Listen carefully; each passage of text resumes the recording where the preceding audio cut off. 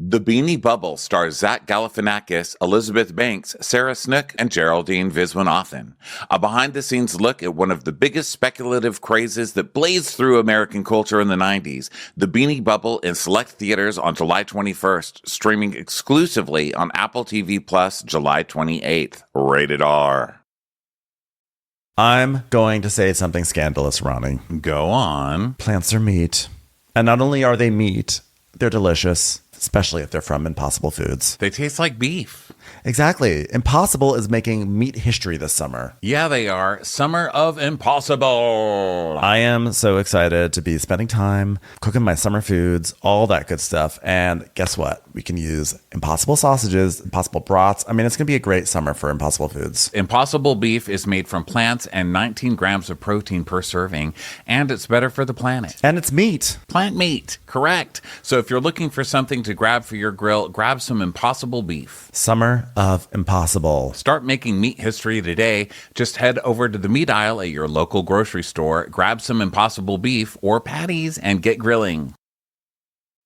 Introducing the new Audible original Breakthrough. The genre-redefining audio-only series that strips away the superficial to reaffirm what matters most. Pure talent. Featuring celebrity judges Kelly Rowland, Sarah Bareilles, and host David Diggs. Hear every step of the musical journey as 5 undiscovered musicians battle through a series of high-stakes singing and songwriting challenges for one top spot.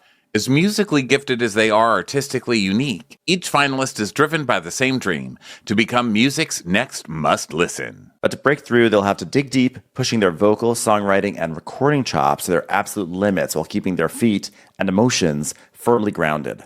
So, who will break through? It's time to find out. Join Kelly, Sarah, and David on a musical journey unlike anything you've ever seen. This is Breakthrough. Listen on Audible or wherever you get your podcasts. Go to audible.com/breakthrough. Follow along using hashtag BreakthroughXAudible.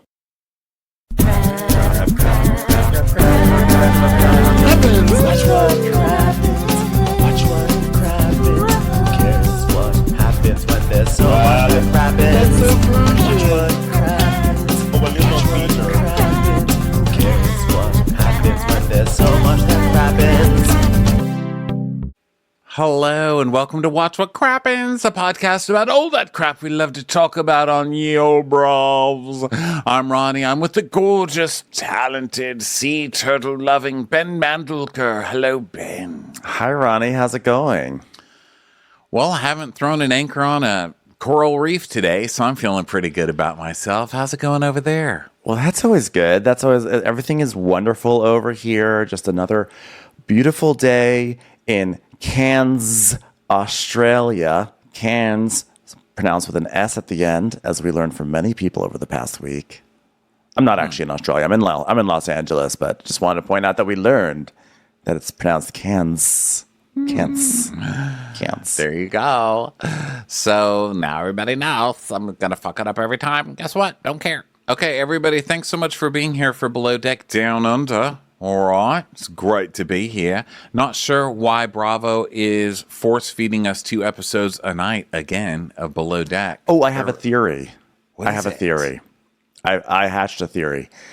My theory is that I don't know when Below Deck Med is coming back, but my theory is it's supposed to come back like in September or so, like early September. And my theory was that Below Deck Sailing Yacht was supposed to run through the summer because what was it about like 3 or 4 weeks where they doubled it up, right? So that's basically like 3 or 4 episodes. So my theory was that Below Deck Sailing Yacht, though it's going to spread out over the course of the summer, then have reunions, and then go to Below Deck Med. But now, then they decided, hey, let's take Below Deck Down Under off of Peacock and put it on Bravo. So they had to wedge it into their schedule. So the way they wedged it was by shortening the Sailing Yacht season by doubling up, and then also shortening some of the Down Under season, and maybe pushing Med back a few weeks. So my theory is they're sort of like doing an accordion thing with these shows to make it all fit. Based on nothing, just a thought I had. I think that makes total sense. I will go in with you on that. If we were at a table, I would put some money down next to you. Because otherwise, if Down Under does like a full season, then Med may not come up until November, and then regular Below Deck doesn't come up for many more weeks after that. So then it's like it's more than a year before certain franchises come back consistently. Although they haven't had a problem showing two franchises at the same time. They had Adventure and Mediterranean, I think, on, or regular Below Deck on at the same time. But that's my theory.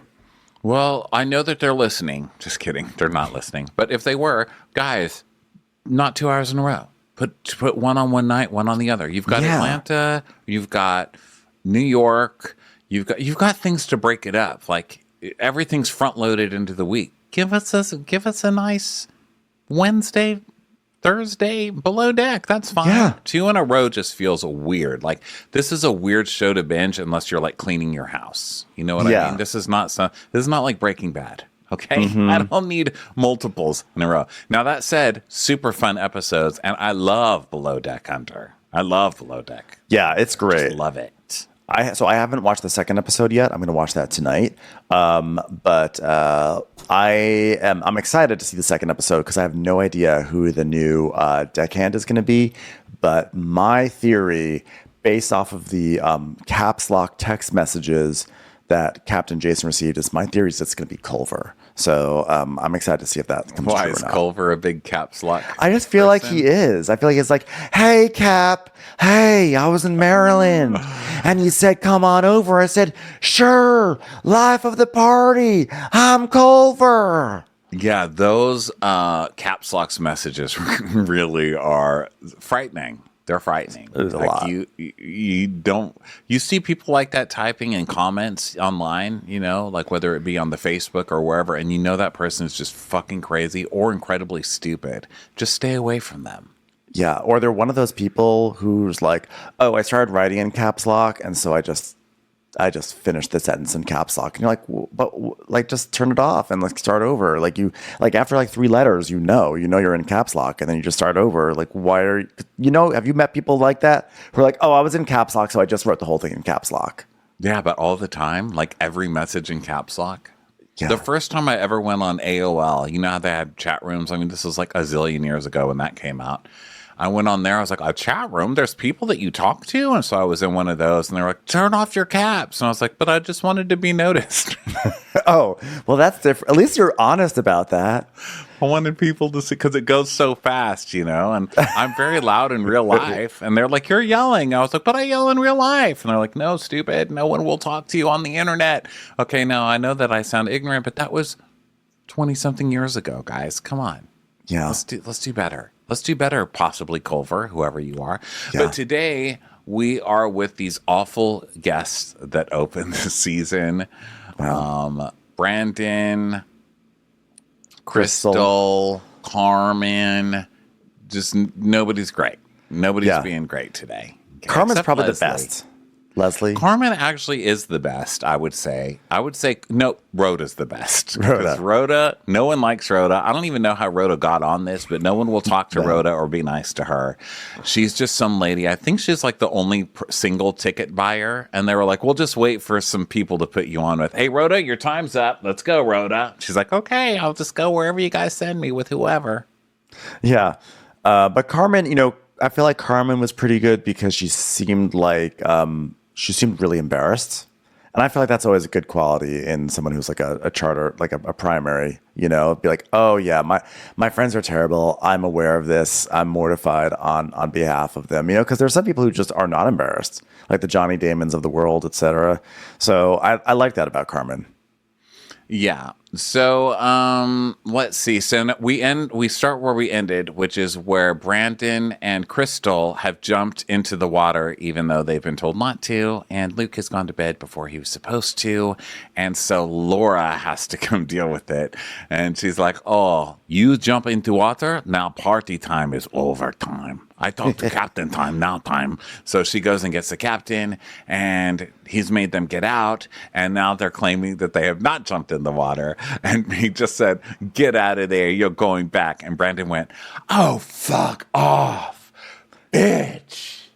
And then we see like the title card and we come back and then Brandon clarifies, goes, no. I didn't mean like fuck off. I meant like, ugh, I feel bad. I'm sorry. I was like, oh, okay. Nice, nice save. That literally made no sense. It kind of does. I think that's kind of a gay thing. I mean, I've definitely been in situations where they're like, oh my God, Ronnie, you just ran me down in a crosswalk. And I'm like, oh my God, fuck off. You know, kind of thing where I don't really mean like, you fuck off. Like, your leg is broken and you're bleeding out of your eye and it's my fault. Not fuck you, but more like, oh God, fuck off me. Yeah, I did actually recently have to unfortunately go to a funeral and I was like, oh my God, I am so fuck off about your loss. So, you know. Ben, would you like to say something for your cousin's funeral? Fuck off. Yeah. I'm just like, fuck off. He meant You that with love. bitch. But then Crystal goes, well, we did not swim. And Brandon goes, we did swim. We did. Like, Crystal, you're dripping wet right now. Because the captain's like, you're rolling down a hill now. Now you're just rolling down a hill. So, well, we didn't swim. And he goes, all right, you know what? All you have to do is go to sleep and we're good. Okay. And Crystal's holding an unlit cigarette sitting down. And Brandon's like, okay, we're going to shut this down right now. He goes, put the alcohol down. And Crystal goes, actually, could we have one more round of champagne? He's like, no, we're done. He's like, we're in trouble, bitch. We're in trouble. And again, as a reminder, Crystal is the one who put on her preference sheet that she does not drink mocktails only. Yeah. So she's apparently she drinks. Yeah. So the captain's like, I don't want to ruin the charter, but I warned them. And if they go back into the water, that's their choice. I'll go back to the marina and call it all off. So finally, everyone goes to bed just before 3 a.m. And now it's the morning. And Sarina still does not have her suitcase. And Aisha's like, oh, you poor thing. And like, meanwhile, now everyone's awake on the yacht because they can hear Aisha. Yeah, Harry sprang for BO, and he's like, Adam, what are you laughing at? Like, can Harry even put on deodorant without cracking himself up like that? Like, I've never seen somebody literally guffaw at everything like Harry. Yeah. I can't believe it's too bad Aisha is actually in love already because they're very over enthused. They really are. They're very excited about everything. And Adam goes, but you know what? Adam's enthusiastic too. He goes, oh, it's so cool that you're Australian. I mean, I love the way you talk. That's hysterical. Wow. Australian. I want to go there someday. We see a picture of Adam, small kid in front of the Statue of Liberty. And he's like, growing up, we lived in an apartment under the train. And I watched this movie called Kangaroo Jack. And it was about two guys from Brooklyn who went to Australia. I always wanted to go to Australia. Kangaroo Jack. Kangaroo. I mean, how many lives has Kangaroo Jack changed? You know? This is a wonderful new twist on the Below Deck backstory, the Kangaroo Jack origin story. Like, I got here because I saw a movie about a kangaroo and two guys from Brooklyn going to talk to that kangaroo. Wow, it's my life's dream. Because I keep waiting for his trauma. Like, at first I thought he was going to be like, growing up in Brooklyn, we lived in an apartment. And I was like, oh, shut up. Everybody lives in an apartment. It's fucking New York, dude. But he didn't. Then he was like, under the train. And I was like, but there's trains everywhere. Stop your fucking crying. But he didn't cry.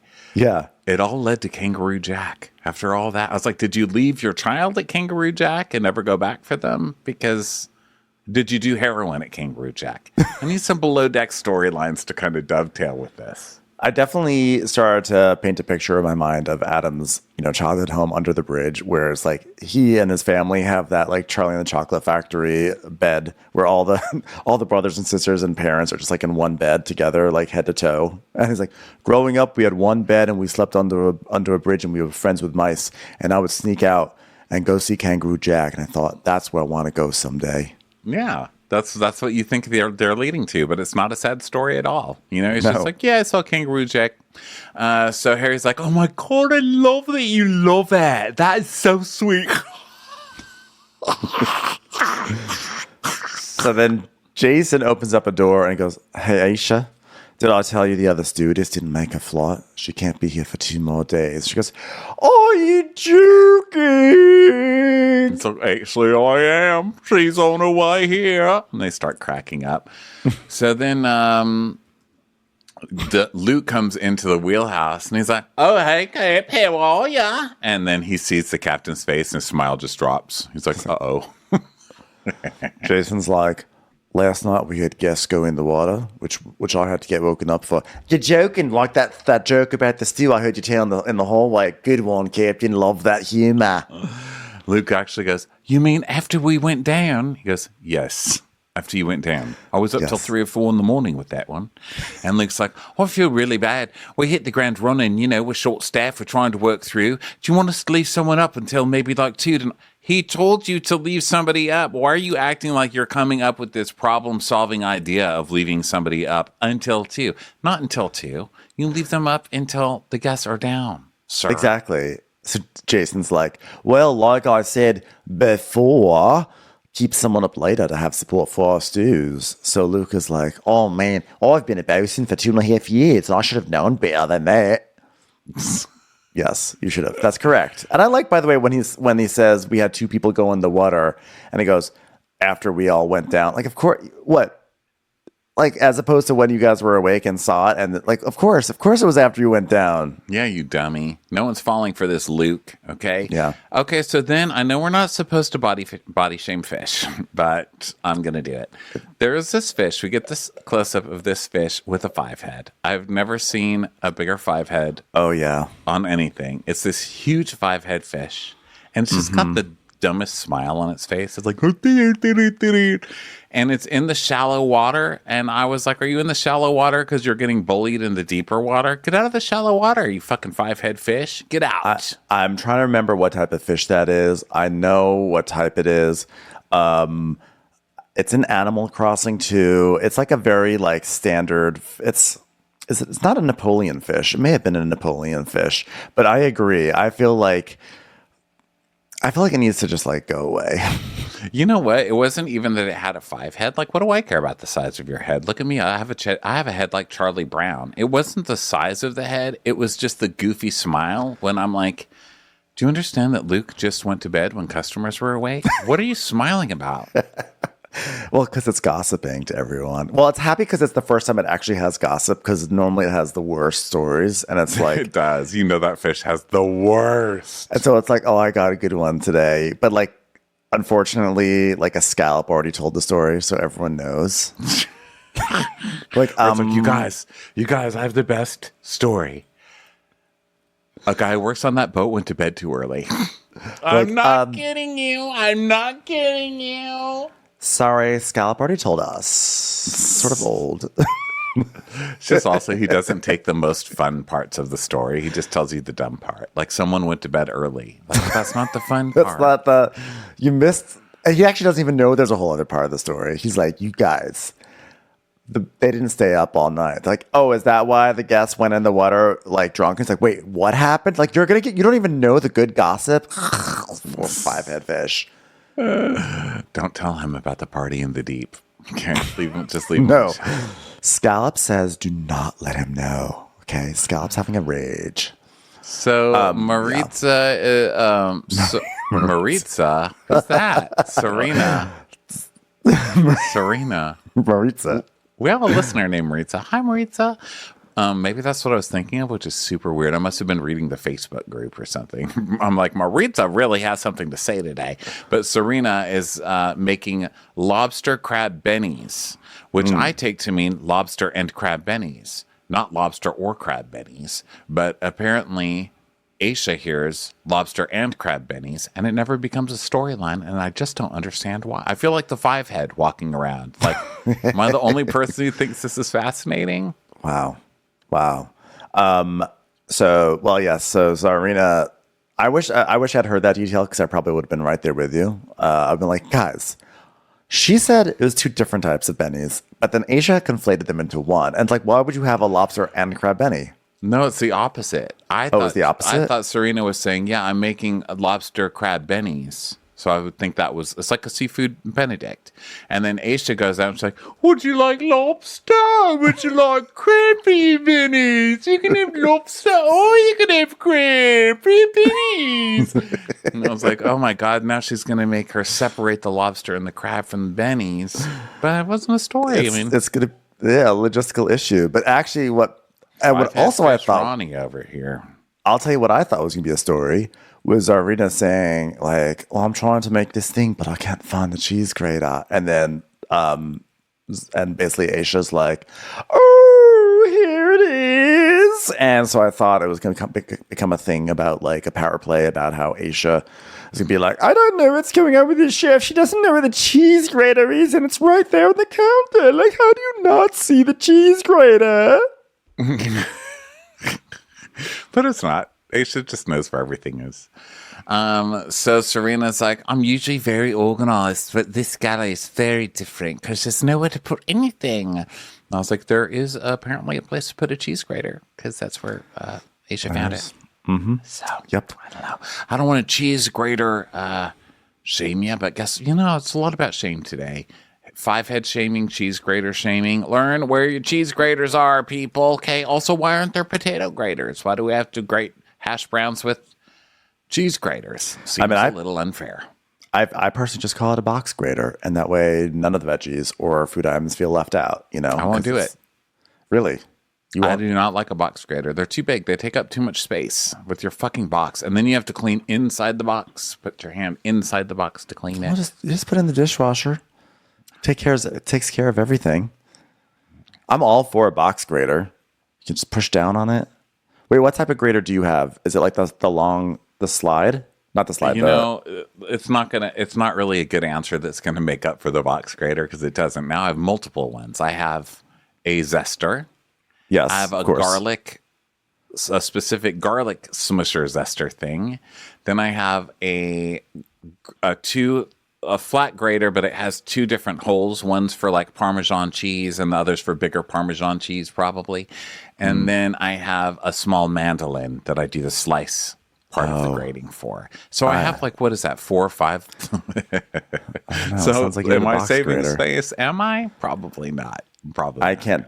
Mandolins, I've never really been able to make mandolins work, and I'm convinced that if I try too hard, I'm going to slice off my fingers. So I've just decided all mandolin things go in a food processor for me. I'm a small mandoliner. Small handheld mandolin. I don't do the big ones that you have to like put on a stand and grate it. They're too much. Yeah, too much. Yeah. Yeah. So Luke, the point is that Zarina should know where the cheese grater is, and that fish down below has to have better gossip. It's time for a commercial. It's time for a Crappens commercial. If you're hiring, you know what it's like to deal with economic uncertainty. And now more than ever, it's really important to hire the right people faster and more efficiently because you got to keep the overall cost down. And thankfully, there's a hiring partner who's focused on you and your needs, and that is ZipRecruiter. From pricing to technology, everything that ZipRecruiter does is for you and what works best for you. And right now, you can try them free at ZipRecruiter.com/crappins. Now, here's how ZipRecruiter prioritizes your needs. They've got very straightforward pricing, like no surprises, no twists and turns. ZipRecruiter's smart technology identifies the best matches for your job. Hire the best with the help of a partner who's all about you, ZipRecruiter. 4 out of 5 employers who post on ZipRecruiter get a quality candidate within the first day. Just go to this exclusive web address to try ZipRecruiter for free. That's ZipRecruiter.com/crappins. Again, that's ZipRecruiter.com/crappens. ZipRecruiter, the smartest way to hire.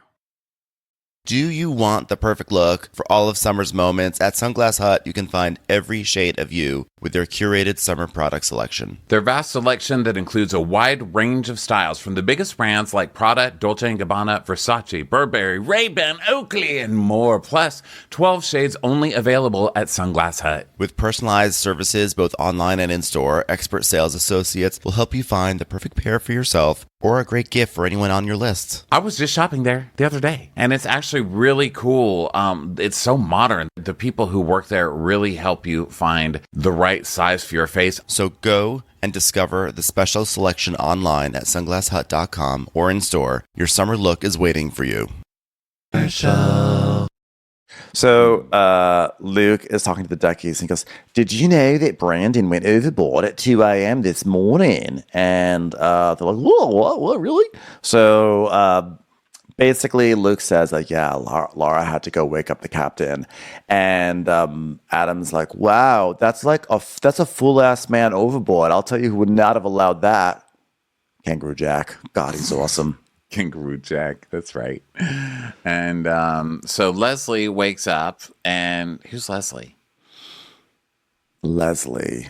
Laura, maybe? Okay. Is her Laura name- her wakes name- up and Yeah.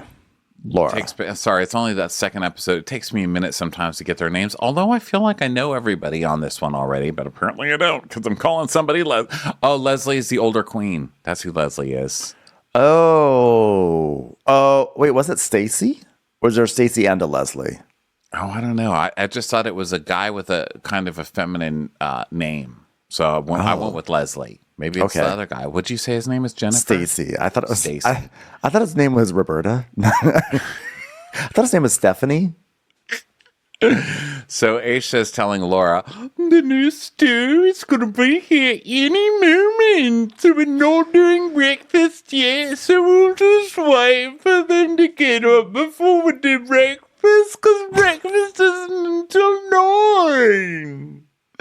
And Laura's talking about how I love being chief of stew because you run the show. I also, because my experience in hospitality, with restaurants with one table is very, very high. I don't do shortcut.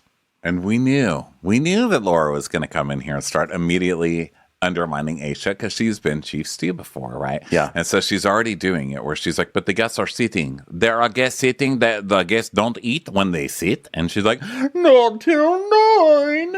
And so Laura's like, yeah, that's why I love being chief stew. And then we see pics of her cosplaying as chief stew. I don't know that I believe that she's been a chief stew because these pictures, I've never seen a chief stew take pictures like this. She has one where she's like, cross-legged sitting on the edge of the boat with a glass of champagne, like, look at me, chief stew ready to serve. I'm like, you just wait until the chief stew goes to bed and then you start cosplaying as chief stew all around the boat and take pictures of it. I kind of believe that. Or I'm also open to a theory where she just has learned how to make her family's famous stew.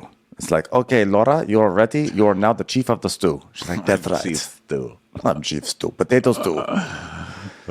So now the Deckies are going to go put up a flag, and Harry talks about how he has knowledge and brains because he hasn't worked on a yacht like this before, but he's worked with his brother on a boat and does all the lines himself. He's a good little boy. Yeah. He's like, I got the brains, that's for sure. So then Laura brings some juice to the table for the guests, and guy whose name is not Leslie is like, guys, you really hustled yesterday. We drank so fast. Thank you so much. You did a good job. I really just want to get across that there is a good gay on this boat. Okay, let's tell your friends. Tell Fivehead down there. There's a good gay on this boat. You tell them the scallops. So Laura's like, well, your friends stayed up late and ended up being in the water. So we almost had the problem. I'm like, oh, don't do that. What are you tattletaling for? What are you starting shit for? Yeah. So they're like, okay, fine, batch.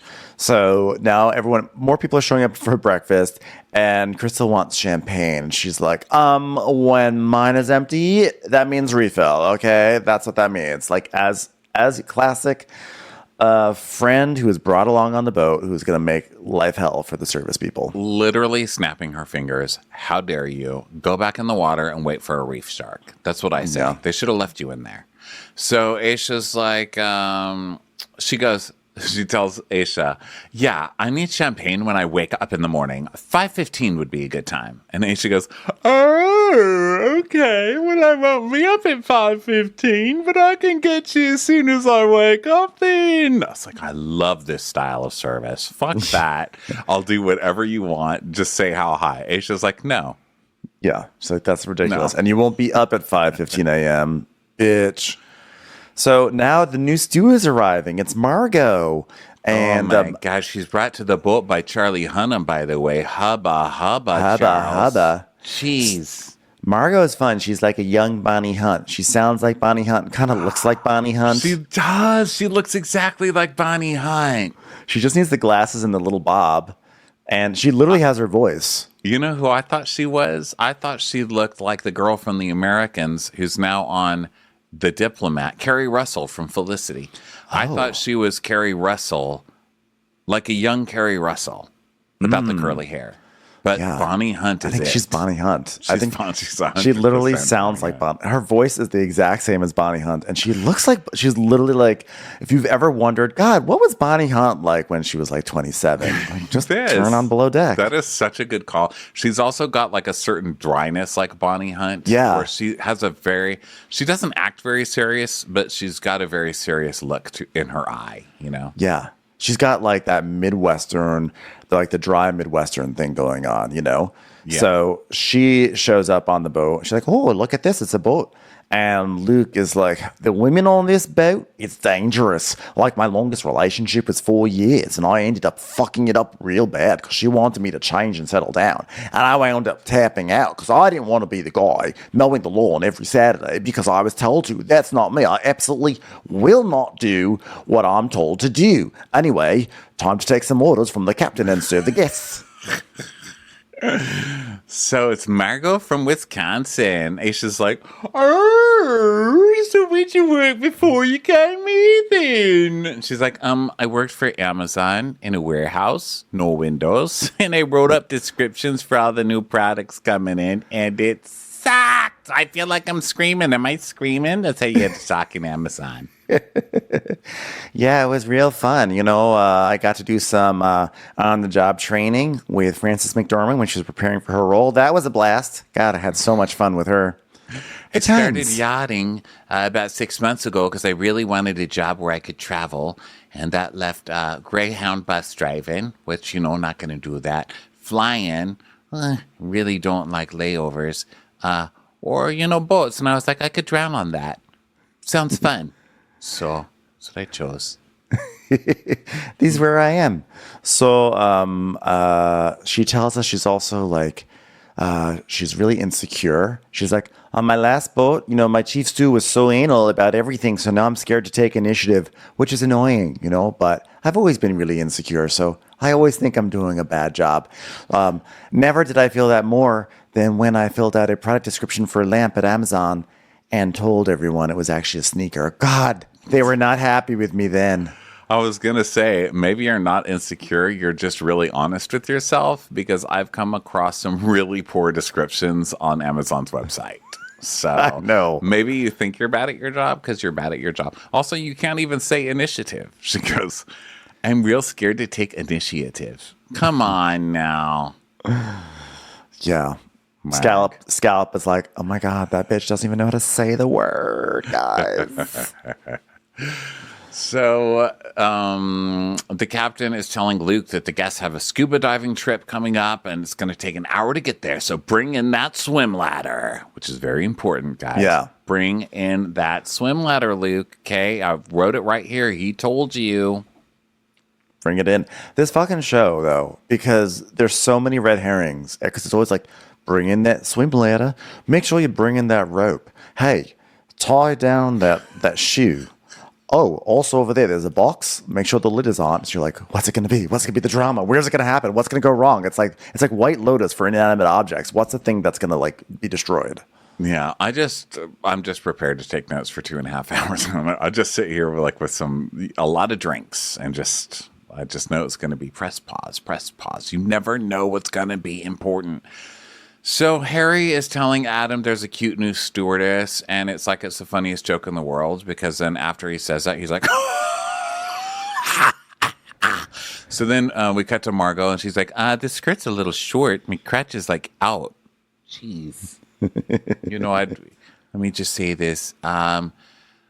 Luxuriate in a skirt that is so short that your vagina will feel like it's in the Alps. Okay, just press send. Press send. That'll probably be good for a few sales. You know what I'm saying? So so the anchor comes up and everything, and The guests are like sort of squabbling again. Did you talk about this? I mean, it's so hard to know. No, but I have something to ask. Did they just drop an anchor on a reef, or am I just seeing things wrong? I'm not sure what are considered important reefs and what are considered like maybe already dead reefs. I don't know, but they kept cutting to it, and I was like, I don't think that's good. What you just threw that anchor down on, and the camera just keeps panning back to it. I'm like, yeah, I feel like you guys are gonna, at the very least, get a ticket. Knowing Captain Jason, they definitely just plunged a hole through the Great Barrier Reef. It was definitely like it was a restaurant for fish. He was interviewed on Fish News later. He said, well, I was glad everyone got out of the way of that reef. I lost control of that anchor. It wasn't my fault. So then we hear something plop into the water, and we're like, what was that? Okay, so then Crystal is at the table, and she's like, okay, everybody, I guess I can be a little extra at times. And Leslie's like, that was dangerous what you did. That was beyond extra. That was dangerous. And Carmen's like, yeah, you could have died. And then Crystal's like, oh, really? Are you going to start with me again? Don't do this to me again. I do not want to have a meltdown. Like, but you're in the wrong. Again, you're still in the wrong, ma'am. Carmen's like, who are you even talking to? Nobody. So then Margot is like, she's making her way through the boat, and she meets Jason. So Jason's like, well, welcome aboard. We have a great ship here. If you see some Great Barrier Reef, feel free to destroy it in any way you possibly can. And, well, good luck to you. By the way, I should mention, you are currently standing on a refurbished 1977 fishing trawler. It was completely redone. It's an expedition boat now. And if you forget, I'll be sure to tell you in about 5 more minutes. So let's see here. Luke and Margot are in the mess. Okay, so she meets Adam in the mess. Luke's there, and Luke immediately is like, are you single? And she's like, yeah, I am. And goes, good girl. God, this guy's so fucking gross. I knew this guy was going to be gross. I know, like right off the bat. So she goes, well, are you single? And he goes, yeah, it's good to be single around these neck of the woods. I was like, whoa, could you not sound more predatory? Then Harry's really, like, no kidding. Like, hello, little girl. Like, seriously. So Adam's like, oh, yeah, he's single-minded. Yeah. Fist bumped. I just fist bumped myself like one guy from Brooklyn to the other guy from Brooklyn and Kangaroo Jack. Sometimes you got to be your own friend from Brooklyn. You know what I'm saying? Yeah, we call that under the bridge humor. So Harry's like, so where are you from? Because he's like really lanky and his hands are like going everywhere at once. And Marco's like, oh, I'm from Wisconsin. He's like, where's that? And she's like, United States of America. He goes, oh, is that near Brooklyn? She's like, okay, so you're the perv, you're the idiot. Now, blonde guy who seems to like Kangaroo Jack, what's your vibe? And Adam goes, oh my God. Wisconsin's more like 9,000 miles from Brooklyn. Come on. She's like, okay, so you're all idiots. Great, got it. She just goes, So they drop the anchor, possibly on a family of reefs. And then Laura and Margot go make some beds, and everything's quiet on the boat. Okay, so Adam is bringing in the tender, and Harry's like, wait a minute. Something's missing. The swim ladder's gone, isn't it? That's not good. And Adam's like, oh my God, what happened to it? No one brought it in, that's what. Someone moved it, snapped off. Not good at all. Not good at all. And Adam's like, well, you know what? Accidents happen. We're a man down. We can't do everything on the boat. No, sir. Accidents do happen. Yes, you can't do everything. Who cares that you're a man down? It's a ladder. Yeah. Someone got fired at Bravo because there was a moment where someone said, do we have a GoPro on the swim ladder? Do we have any footage? Did we not do a GoPro there? We didn't put a GoPro there. Who the fuck did not put a GoPro there? Okay, Jordana, you're fired. It was pretty, but Jordana's like, but I left one on the balcony where you heard the plop and you sing something splash, but we don't know what it is, do we, Jordana? Jordana, how are we going to have footage where we gray out the entire screen and put a little white highlighted part on the screen of the ladder breaking off? How are we going to do that without a GoPro on the ladder? Jordana, get the fuck out of my face. So Luke comes down. He's like, what's good? And they're like, Adam's like, so we didn't bring up the swim ladder, so it snapped off, so we're just going to have to order a new swim ladder. That's it. We're understaffed. We're short-staffed. That's it. That's what you got to do. Order another one. I love that Adam is just like ordering room service in the middle of the ocean, sir. He's really comfortable with mediocrity. So Jason's like, well, I'm pretty worried about the deck crew. I mean, Luke has messed up twice, and I understand we're a deckhand down, but this is an annoying fuck up. And you know what? When I'm the captain, we need to have the very best crew, because who knows when I'm going to crash into something next. Now listen, we can't have damage. We can't have what happened last night. You need to fix it. And Luke's like, yeah, but we can just use the tinder ladder. It's the same size. And Jason's like, fix it. So then we go to Luke and Harry talking, and Luke's like, the lesson for us is to look. No, the fucking lesson for you is to listen to the captain, sir. He told you bring in the ladder, and you didn't bring in the ladder, Luke. Okay. It's just as simple as that. So, Adam's like, well, accidents happen when you're a man down, which, God, don't you love when your ship is just sinking in the middle of the ocean? Isn't that what you want to hear for the decky? Well, sorry that we lost the boat and we're probably all going to drown out here, but accidents happen. Yeah, excuses. So Luke's like, oh my God, I've already made too many mistakes in front of the captain. Not good. I'm here to make money so I can surf, paraglide, skydive, travel the world, and have fun. It's that 3-strike policy, isn't it? 3rd strike, felony, jail, life in prison. Sorry, that was the Bush one, wasn't it? Forget. It does happen on the 3rd strike. Turkey? No, it's 3 strikes. It's three good things in a row. Let me just get be scaby over to the new girl. But I'm going to keep my eyes open real wide, not blink. I'll tell you that much. That's when you knew you couldn't trust him. Those eyes. His unblinking, wide Homer Simpson eyes. So then Brandon now, the gay from last night, who was in the water, he is now put on his kind of like little boy voice. He's like, Captain, I just want to apologize. Sorry. That's so totally sorry. my little boy voice. Mom, I'm starving for some milk. Would you bring it to me? I'm so sorry, Captain. Like, oh my God. I just want to apologize on behalf of dumb bitches like Crystal. We don't know why we bring her on board. So sorry.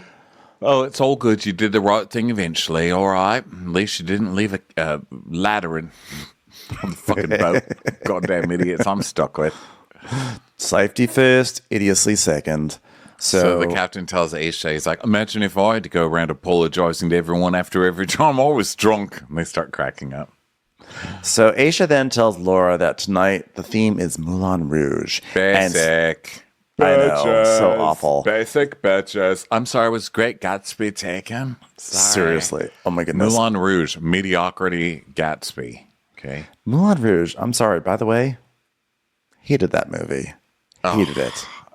We've gone off on this and people really get upset. So there are some real Moulin Rouge lovers in this crowd.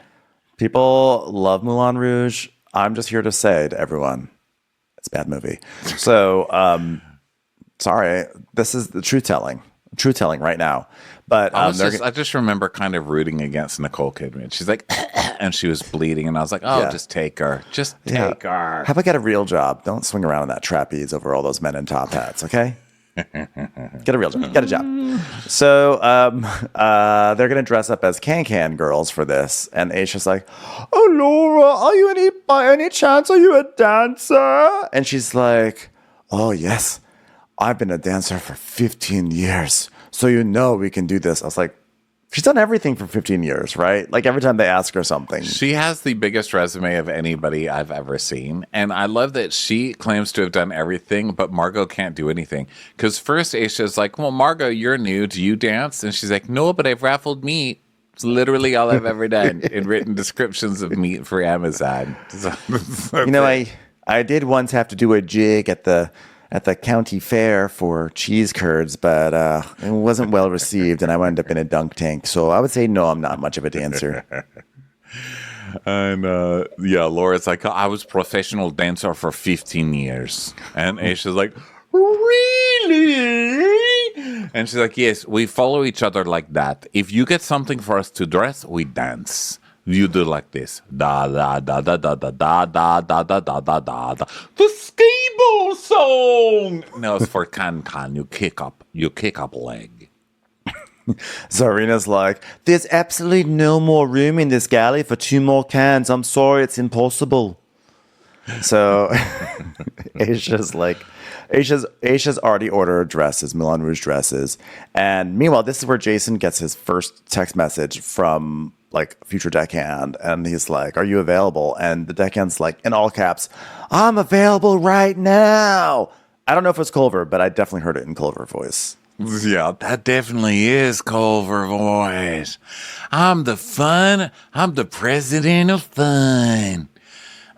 So Adam is on the tender and he's like, whoa, this is insane, bro. I don't know why I wrote that down. Laura is teaching Margot how to do mirrors, and she's like, here's what you do for mirror. You put hot water. I have been putting hot water on mirrors for 15 years. So Same as Polish potato. do you know how to make stew? So Margot, meanwhile, like some of the guys, basically like the guys go off to go scuba diving, but the girls hang back to get drinks. And then Margot she's just cleaning, and she goes, well, I just want to get acquainted with this vacuum cleaner. Let's see, how would I describe it? The Ergo Rapido stick vacuum cleaner has 3 modes, battery operated, sleek design, and also can be put into a blender. Well, maybe not 100% accurate description, but it'll do. I like that Margot talks to herself because she's just, I don't know, I think she's really cute. And she's looking for a trash bag and she's like, trash bag, trash. Marge, it's right here. I love that. I love that she calls herself Marge. It's time for a commercial. It's HomeAglow is a marketplace that connects homeowners and renters with house cleaners. You can get your home clean for $19, okay? Highly discounted initial cleaning. They really want to prove themselves to you, and they did for me. There's discounted recurring cleanings with Forever Clean membership. Yeah, just save time by hiring a professional to clean. Don't do it yourself. Okay, you get high quality cleaning professionals. This is wonderful. We've used them. Our houses came out sparkling clean. It was wonderful. Visit www.homeaglow.com/podcast to book your first cleaning for only $19. That's HOMEAGLOW.com/podcast. time for a Crappens commercial. So Aisha's pouring wine, and Crystal's like, where's my wine? I was like, God, these people suck. She sucks. So then we hear Laura, and she's like, on the radio, she's like, bad news, Aisha. I'm in provisions for party. No can dress. And Aisha's like, we're just going to have to make do. We're right in the middle of the ocean right now. I cannot dance if I not have outfit. Fix. Laura, as it turns out, is a can artiste, and she needs extreme accuracy for this 30-second dance she'll be doing for a bunch of wasted idiots in the dining room. So Aisha texts a provisioner, and she's like, can we get can outfits for the night? Can you believe someone's requesting it? and of course, by the way, I need to know how these provisioners work because they can do it. I'm shocked at the amount of random things these provisioners have to send out to the boat at all times. Like whether it's a can dress or like, do you happen to have a macaw parrot that's alive and potentially knows how to sing Christmas carols? And they're like, right on the way. I'm like, how did you do that? So then Margot's opening the dryer. She's like, God, why are you not drying? Aisha, Marge. Oh gosh, could you please show a girl how to do some laundry, please? And then meanwhile, the scuba divers are going to go scuba diving, and Harry's with them, and Harry's like, I'm actually scuba diver certified to go down to 45 meters, and guess what? I'm certified to breathe pure oxygen, so that's like pretty high in the scuba diving ranks there a little bit. So I'll just let that sink in. No pun intended, because I won't be sinking because I'm certified. So then Aisha brings more food out, and Carmen's like, well, the first mistake you keep making is putting all this food in front of Ashley. And Aisha's like,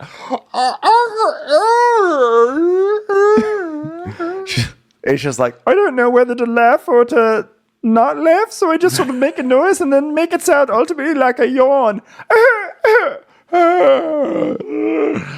So the guys come back from their scuba diving and they got some hot towels. The captain's joining for dinner. And Serena is telling us that it is French night. She's like, I love French foods. It's incredible cuisine. I was in the French Riviera for a bit as a traveling chef there.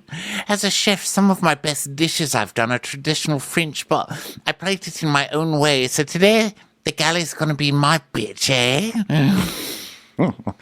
Yeah, you show that galley who's who when you plate that delicate French food. Like, I'm putting a duck breast on a plate. Take that, galley.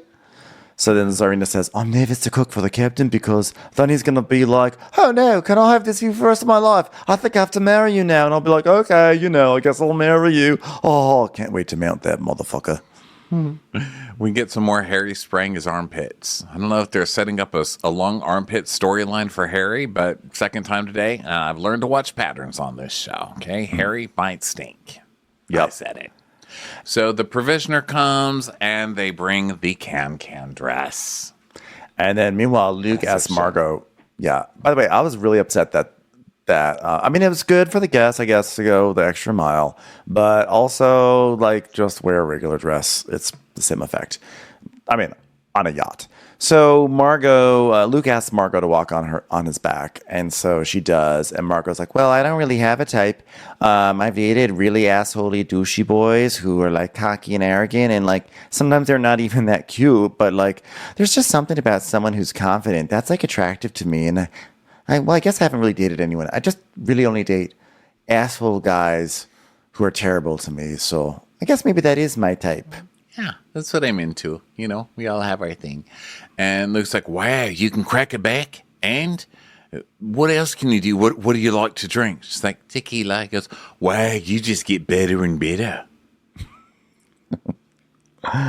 So Harry's like, hi, Margie. She goes, oh, Margie. Okay, I got to think of a fun nickname for you now. That was Midwest for saying you're saying my name wrong. I'll get it right next time. Okay, so how old are you? How old? He's like, how old do you think I am? She goes, well, I don't know. He goes, well, how old are you? She goes, I'm 53. He's like, really?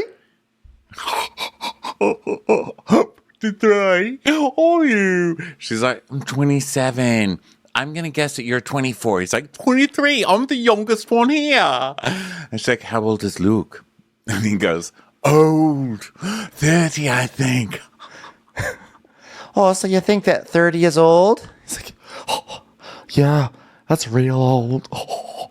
So Margot, so then Harry's talking about how he's 6'4", but he tells girls that he's he's 6'5", but he tells girls that he's 6'4", because 6'5" is too tall for girls, but 6'4" is absolutely perfect. And if you tell them that you're 6'4", you have a 50% chance of getting a kiss or something. Maybe that's later. Yeah. So Serena is talking to the stove. She's like, why aren't you working?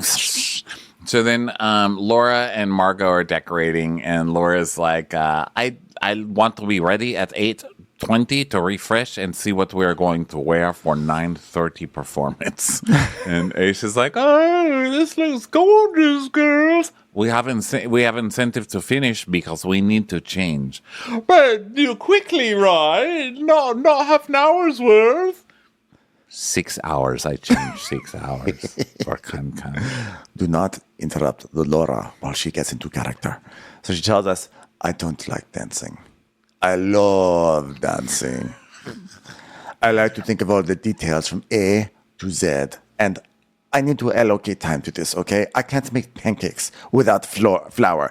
I need to be Laura the dancer. So Aisha's like, well, we can't all be gone for half hours, so if we could change quickly, that would be great. And Laura just goes, Yeah. So please do not interrupt Laura Tharp during her preparation times. So then Twyla. Oh, yeah, Twyla Tharp, I get it. See? It's like, See what I I did can there? Lion King, I can Billy Joel. Give it to me, I can do it. I have Lion King choreographed for 15 years. So everyone's getting ready for this Moulin Rouge dinner and everything. And Aisha is like very excited about the can dress. I believe her exact words are, "Oh, a can Milan dress, amazing. Someone's like, oh my God, look at this. It's Moulin Rouge. And so they cheers, and Brandon's like, are we going swimming later, Captain? Kidding. Today was absolutely amazing. Do you go scuba diving too, Captain? When? Where? How often? Speedo or not? Do you go naked? I'm going to go diving with him. Talk, really. He's like, I've been scuba diving the last 30 years. He goes, oh my God, you only look 31, so how does that work? You're 20 and you're a 1. So now it's like first course is being served. So all the staff comes in, they're dressed in Moulin Rouge. Brandon's like, okay, now ladies, let's get information. And the guests are like loving the first course and everything. It's and Kathy Hilton. It's the baked potato with some caviar. oh yeah, you're right. It's the classic French potato and caviar combo. Classic KH. Yeah. So Zarina's like, well, you know what? I'm always striving to be perfect. And if I'm not, I destroy myself. In high school, there was a subject teacher that came in and I was spending extra time on a painting. And he said to the main teacher, oh, this one must be a perfectionist. And he just went, not Zarina. And I felt instantly discarded. I don't ever want to feel like that again.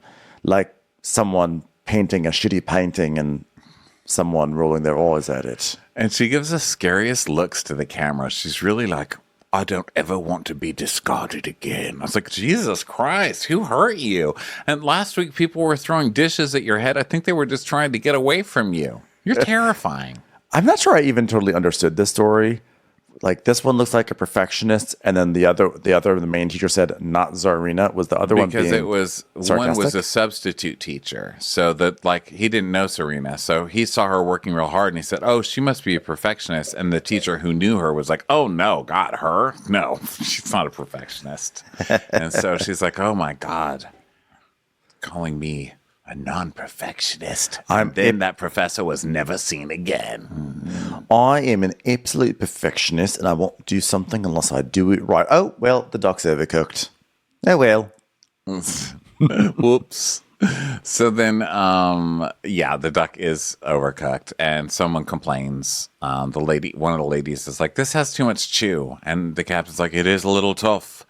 And so then she lets Margot taste the cake thing that she's making, whatever that is. I don't know. It's some sort of like hard mousse or soft cake. It's really unclear what it really is.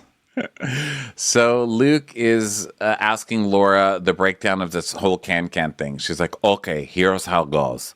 I come downstairs because I've been coming downstairs for 15 years. And then you follow. You all follow me and you do this. Da da da da da da da da da da da da da da. It's a skateboard song. Gan gan. Gan gan gan gan. Gan gan. So, meanwhile, at the table, the guests are all talking. Brandon's talking because Brandon's trying to be on best behavior. So he's like trying to host like his little talk show with Jason. And then Chrissy keeps interrupting to try to say something. So Rhoda goes, Chrissy, shh, shh, shh, shh, shh, shh. And Chrissy's like, excuse me, I don't want anyone shushing me. And then Brandon's like, who's shushing you, bitch? He's like, Rhoda, please don't do that for me. And Rhoda's like, we're trying to take turns here. Okay, that's what we're doing. So then a chocolate mousse cake is delivered, and the captain's like, seems a bit messy, because it is. This really does look like poop and water. It looks like sewage. It's not well presented. I don't know. How would you present that? Would you put it in like a little, maybe a glass or something? I would like not a make coupe? that. Well, First of all, chocolate mousse cake sounds like a cake, like a slice of cake. This Yeah. was like clumps of poo-poo. It was like wet brownies in a soupy mixture. No. It looked like manure, honestly. And so, like, I think if you're gonna do something like that, you put it maybe in a glass and then have like a nice clean like layer of maybe whipped cream on top, so it looks like sharp, or I don't know, because like she sort of put like a bunch of whipped cream on it, and then each plate had kind of like looked like Dippin' Dots on it. It was not good. So Laura is taking forever to get ready, of course, right? And she needs help with her dress and everything else. And Chrissy is like, I'm going to go to bed now. And Brandon's like, no, you are not. You are not. We're going to talk.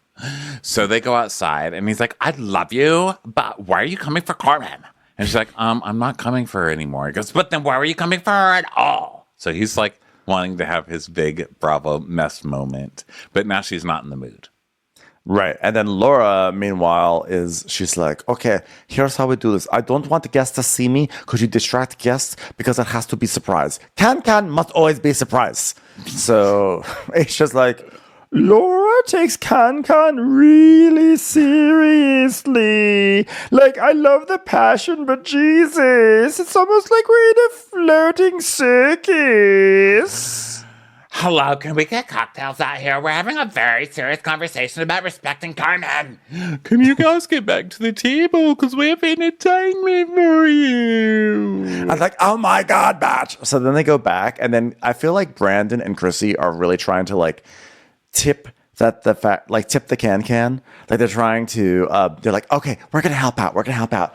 Hey, you know what I could use? Some music. Come on in. Music. We could use music. Come on in. But Aisha's phone isn't connecting to the Wi-Fi, so she can't Bluetooth it out.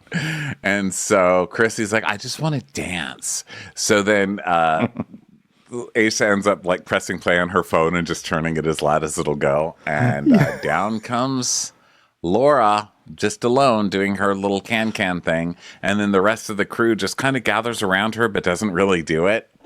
But the girl just acts like she just won the Nutcracker, if that's a thing. Yeah. I mean, she did a nice job. It was nice. It was fun. I guess what she's saying is you need to have the can dress so you can hold it up to do the dance thing with your feet. But I think, honestly, she could have gone down there and done a kick line, and the guests would have just been perfectly happy. Yeah. Some criticisms about the performance. Okay. That one person can really just didn't work for me. I'm sorry. You can find the full review at the New York Observer. Ben Mandelker reviews yacht performances. Let's do a can and not a can't, okay? Because that was between. That was in the world in between. So the captain's in the galley. He's talking to Serena, and he's like, so are you happy with that? And she goes, I think so. Are you happy with it? And he's like, well, I was happy with it. The dock was a little bit tough. And she's like, oh, as I was plating it, I was like, it shouldn't be that color. The captain's never going to want to marry someone who makes tough dock. Am I right? When it rests, it should be red. I knew that. Obviously, the dessert was sloppy presentation, which is how I'd like to present all over you. All right. And he's like, you know what? I was really happy that all the criticisms that she had were the ones that I had. You know, it's nice to see someone take accountability for the food that they make and not be a douchebag who blames it all on the customers. I was like, Serena really lucked out that the guy before her was that asshole from last season, because now Jason's standards are so low. He's just happy that she's like, okay, cool, I'll work on that. Yeah, he's just like to have anybody there. So the guests go to bed, cleaning. Let's see here. Serena's smelling her bra, and she's like, you're going to be warm tomorrow. That was funny. And then, let's see, next day. Okay, let's just go to the next day, shall we? So Harry and Adam are hugging in the morning. They're so cute. And Laura is sent to laundry, and the captain wants... Oh, so the captain has been requested to deliver a rose and a kiss to Crystal in the morning. She wants to be woken up by a handsome man. Yes. And Aisha's like, I've never had a guest request handsome yacht crew to wake them up before. And so Jason's like, well, gotta do what you gotta do. So he puts a rose in his mouth. And Aisha says, this is one of those classic below deck wedging some weird backstory in here. Aisha's like, I grew up with a lot of brothers, and Jason is like a brother to me. So, like, you know, I like putting him in embarrassing situations where I can laugh at him because, you know, brothers. It's like, okay, sure.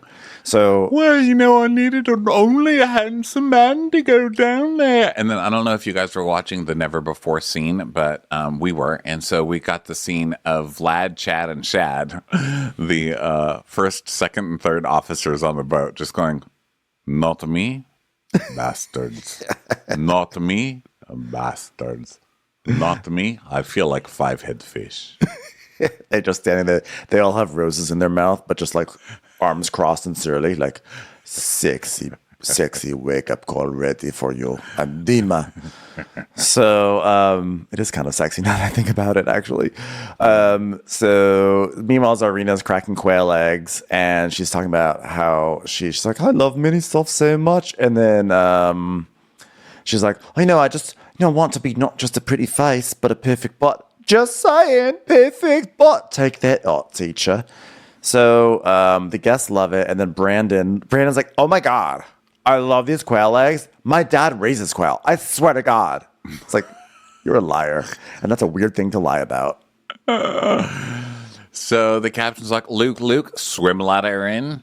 And Rhoda's like, oh my God, Carmen, thanks so much for inviting me. Did I sound sarcastic? God, I can't pull off sarcasm, can I? But seriously.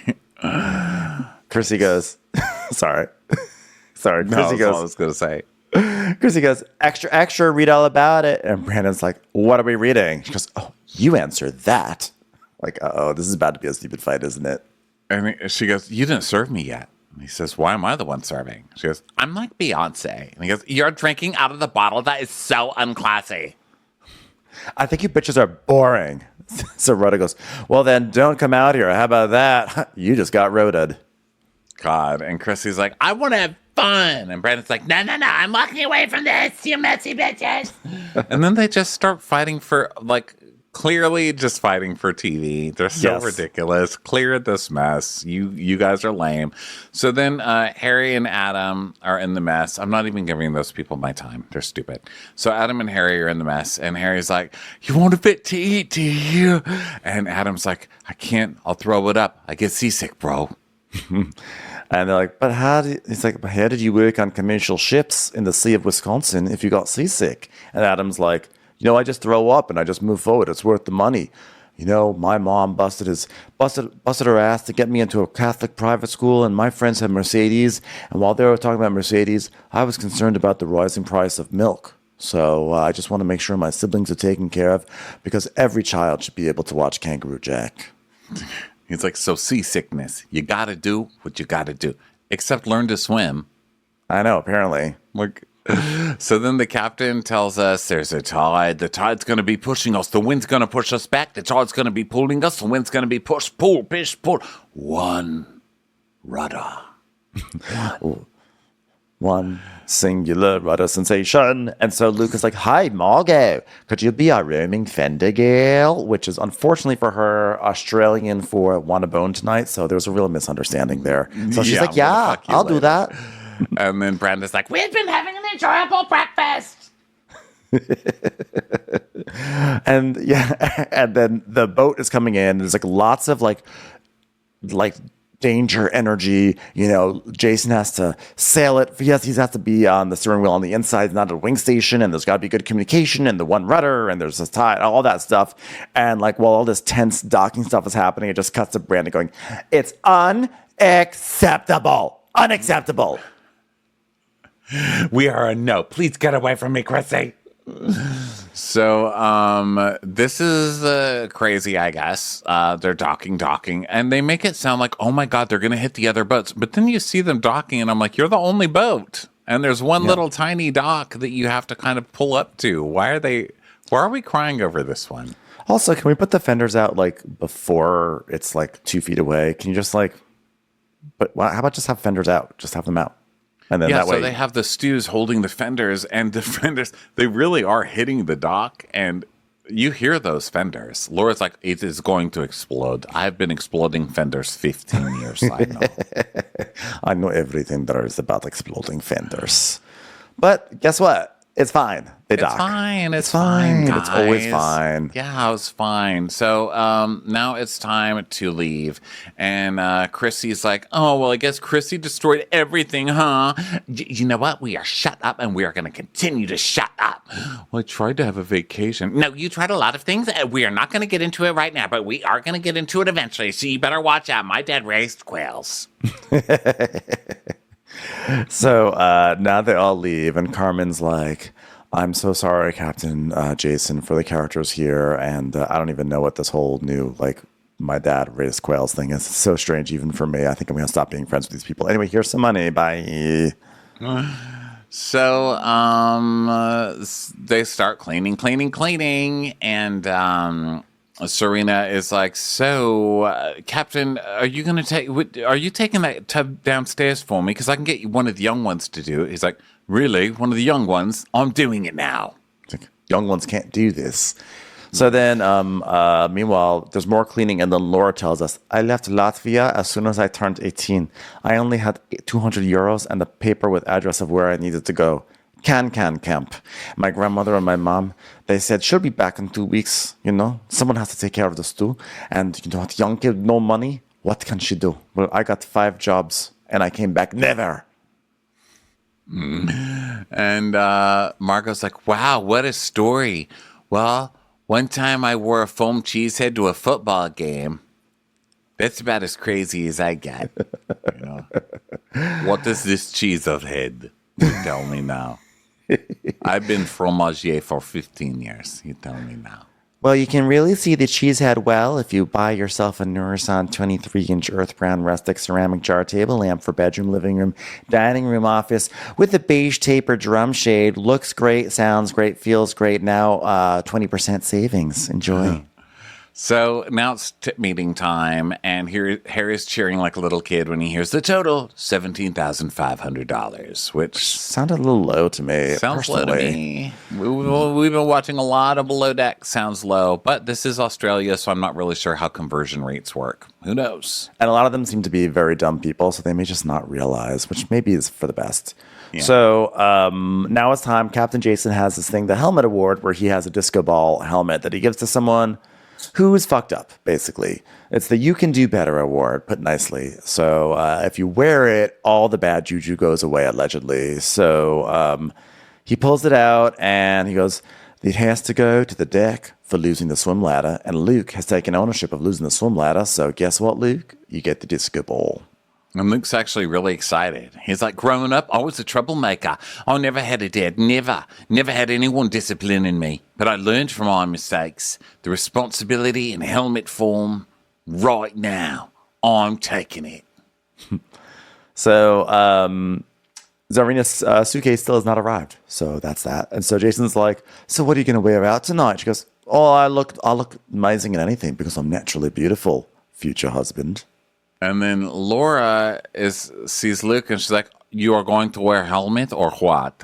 Are you going to do this? And he's like, yeah, I'm going to get my dick sucked with my helmet on. I'm going to be the first one to do it. And she's like, you're disgust. Too much.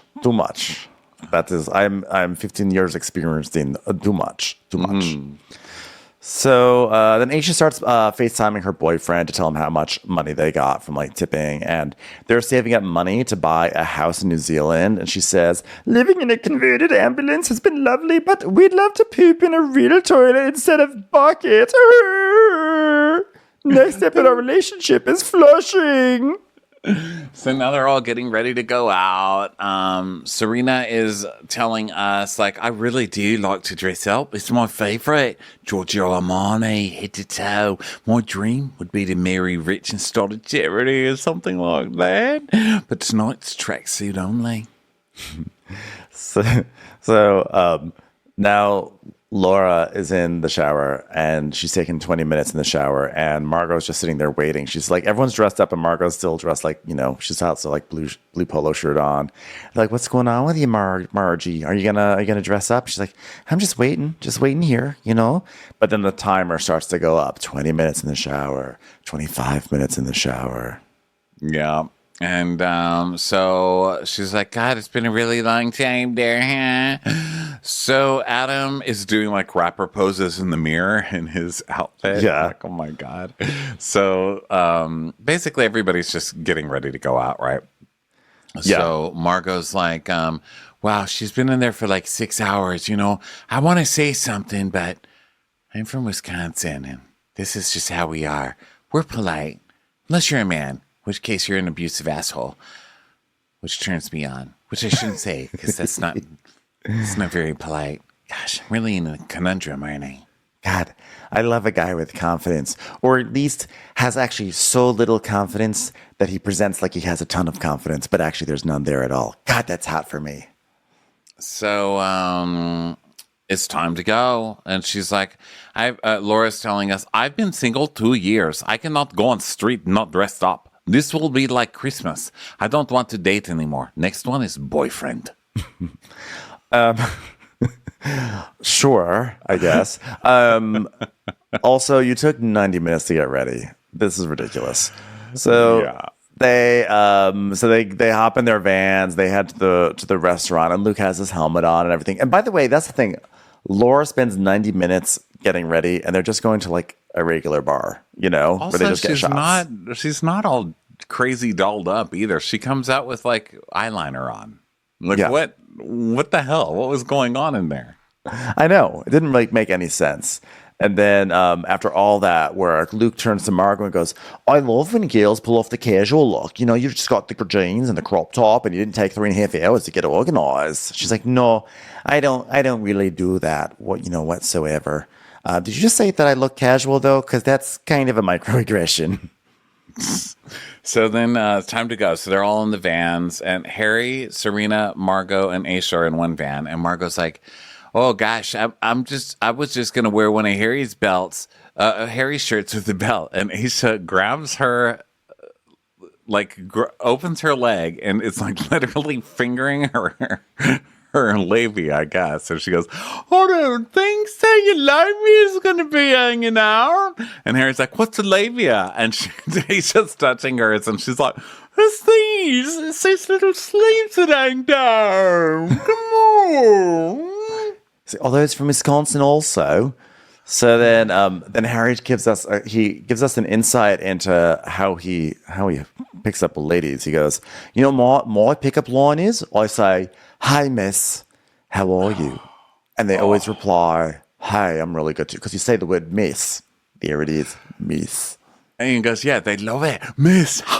And it could lead to a kiss, and then it could lead on. But the percentage that leads to a kiss, it's about 50%. It's about 50. It's like 50%. It's not working, okay? That 50 is because you're tall. That's just the law of averages. So, I mean, that tall, you should be hitting 95 no matter what you're saying. That's true too. You're actually you're doing very badly with the miss line. Yeah. So then Luke, meanwhile, is watching this because Harry's trying to make a move on Margot. And Luke is he's like, here he is, this like long, lanky Dalmatian knight. And he kind of like works to my advantage because he's like, and then I come in all subtle and sly. Like, you're real subtle. Yeah, real subtle.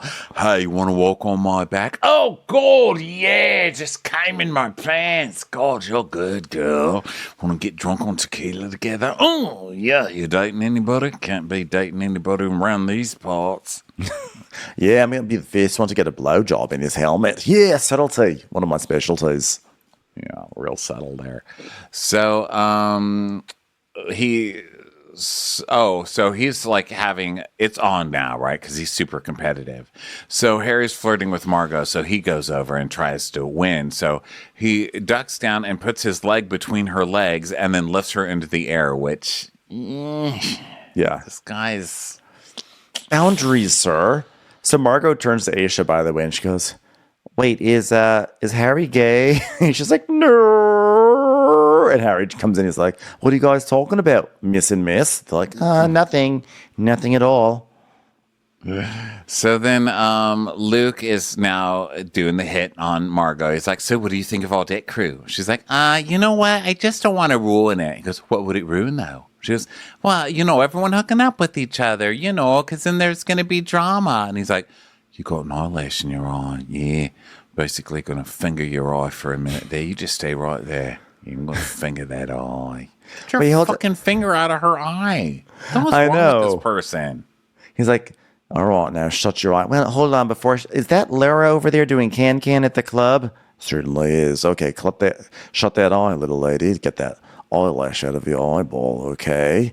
And she's like, okay. So she closes her eyes, and he like kisses her. She's not into it. Yeah, she doesn't seem to be. She goes, whoa, whoa. And he goes, sometimes you just got to go large. And she's like, I did not think you were going to do that. Okay. And he's like, can we kiss? Come here. She's like, no.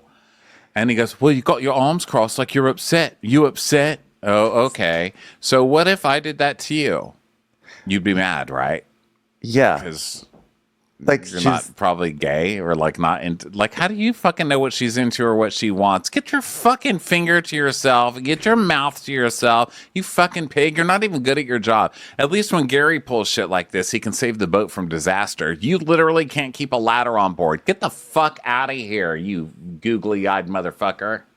Yeah, she was not about this, and I was not about it either. So I guess we're gonna see what happens, what the fallout is. But I don't think it's gonna be good. Team Yeah. Fire Luke. Yeah, I think it's time for a new bosun. So anyway, that was the first of the 2 episodes that were on last night, and then we're gonna have the second recap coming up. And I'm personally excited. I can't wait to watch. Can't wait to see if my prediction comes true. You already probably know. You know the answer, right, Ronnie? No. Oh, you don't know the answer? They didn't show on the second episode? Nope. Never shows up. Okay. Well, now my mind is blown. So anyway, well, I'm excited to see what happens here. Thanks everyone for listening and for watching on Crap is on Demand. And we are going to catch you on the next episode. Bye. Watch What Crappens would like to thank its premium sponsors. Ain't no thing like Allison King. Ashley Savoni, she don't take no baloney. She's not just a Sheila, she's a Daniela. Itchels. Aaron McNicholas, she don't miss no trickolas. She's never scary. It's the Green Fairy. Jamie, she has no last namey. Hava Nagila Weber. Sipped some scotch with Jessica Trotch. She's a little bit loony. Junie, she's always supplying. It's Kelly Ryan. Kristen the Piston Anderson. You're never alone with Lacey Monteleone. Let's give a kisserino to Lisa Lino. Megan Berg, you can't have a burger without the Berg. Ruru LaRue. The Bay Area Betches.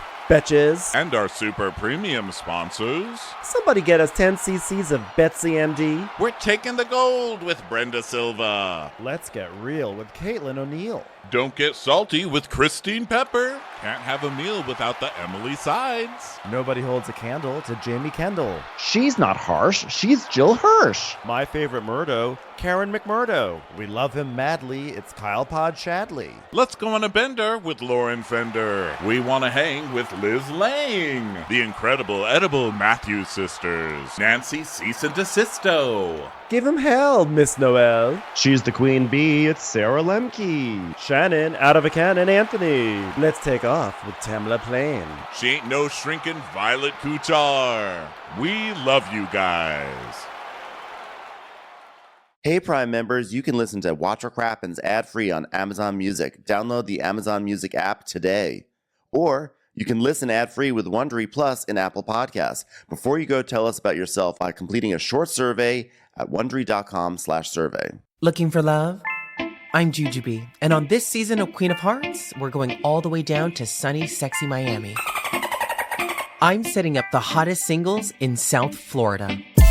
Maybe I can find them their perfect partner, or someone to fulfill their sexiest fantasies. A man who unconditionally loves me and is a raging feminist, and then ties me up, rubbing oils on me, then surprise gets a girl to lick my and another guy to put it in my and has a huge... But remember, there's a twist. No one can see each other until the very end. Camera's on. Oh, hi. Hi. Woo. Got me blessed. Follow Queen of Hearts on Amazon Music or wherever you get your podcasts. You can listen ad-free on Amazon Music, included with Prime. Download the Amazon Music app now, or you can listen ad-free by subscribing to Wondery Plus in Apple Podcasts or the Wondery